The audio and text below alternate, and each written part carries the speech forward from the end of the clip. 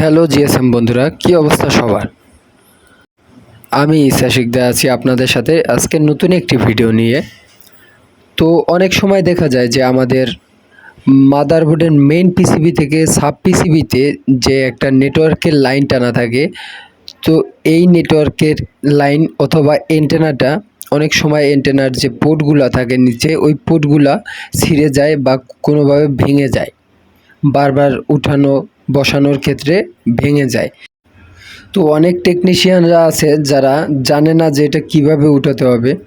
তো আজকে আমি আপনাদের যেই নিয়মটি দেব, এই নিয়মে আপনারা যদি একটা মাদারবোর্ড থেকে পুরনো একটা মাদারবোর্ড থেকে একটি যদি সকেট এনে আপনি মাদারবোর্ডে বসিয়ে দেন, তো সেক্ষেত্রে 100% কাজ করবে। তো এটার জন্য আমাদের সর্বপ্রথম একটি পুরনো মাদারবোর্ড নিতে হবে। সেই মাদারবোর্ড থেকে আমাদের সকেটটি তুলে আনতে হবে। খেয়াল রাখতে হবে যাতে সকেটের উপরের প্লাস্টিক কোনোভাবে গলে না যায়।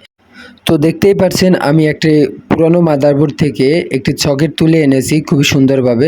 তো এখন এই সকেটটিকে আমরা আমাদের মাদারবোর্ডে লাগিয়ে নেব।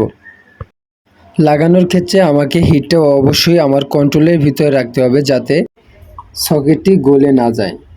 তো দেখতেই পাচ্ছেন আমি সকেটটি খুব সুন্দরভাবে লাগিয়ে নিয়েছি। লাগানোর পরে অবশ্যই আমাকে সুন্দর করে ক্লিন করে নিতে হবে।